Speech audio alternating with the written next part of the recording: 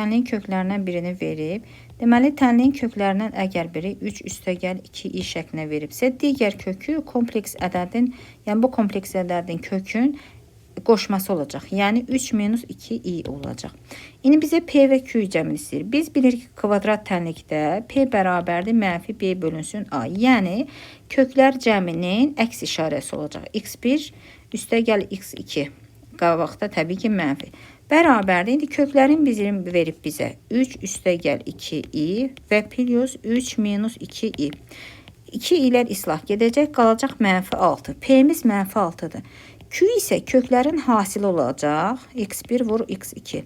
Yəni C bölünsün A müsbəti ilə, olduğu işarə ilə daha doğrusu. Onda yaza bilərəm. Köklərin biri 3 plus 2i, digəri 3 minus 2i. Müxtəsər vurma düsturuna əsasən 3'ün kvadratı 9 çıx 4i kvadratı olacaq.